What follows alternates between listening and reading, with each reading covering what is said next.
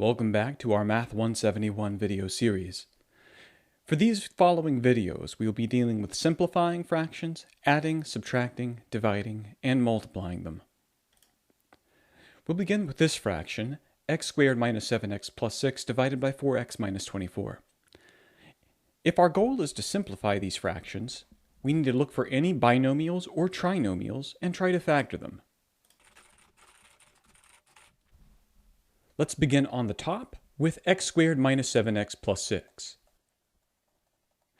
We might notice that this is a trinomial. When we have a trinomial, we try to look for two numbers that multiply together to make the final number, c, but add together to make the middle number, b. Therefore, we'll be trying to find two numbers that multiply to make 6, but add to make negative 7. There are a number of ways we could make 6. 1 times 6 is one way, or 2 times 3 is another way. If we try adding them together, we can take 1 plus 6. That gives us 7. That's the right number, but the wrong sign. Because that's the wrong sign, we'll just change all the signs. If we change all the signs, we'll have negative 1 and negative 6. If we combine those, negative 1 and negative 6 does make negative 7, and that's a match. Based on that, we can split this trinomial up into two parentheses, where we'll have x minus 1, our first number, and x minus 6, our other number. This will be the factored form of the top of this fraction. Now we move to the bottom.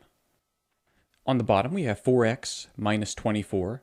This is not a trinomial, but a binomial. Most of the time for binomials, we are going to start by just looking for common factors or any number that can divide both terms evenly.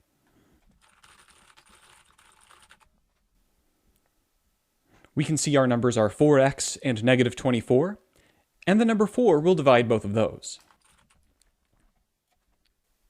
We will divide both of those numbers by 4, and when we rewrite the binomial, we'll write 4 on the outside. Then we'll do our divisions. 4x divided by 4 gives just x, and minus 24 over 4 gives minus 6. Therefore, we'll have 4 times parentheses x minus 6 as our factored form for the bottom.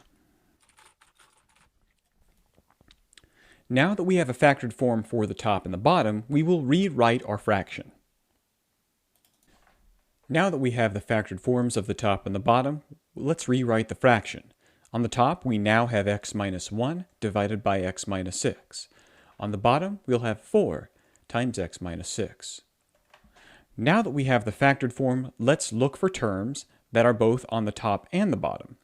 Because if we take a term on top and a term on bottom and divide them, they'll cancel out.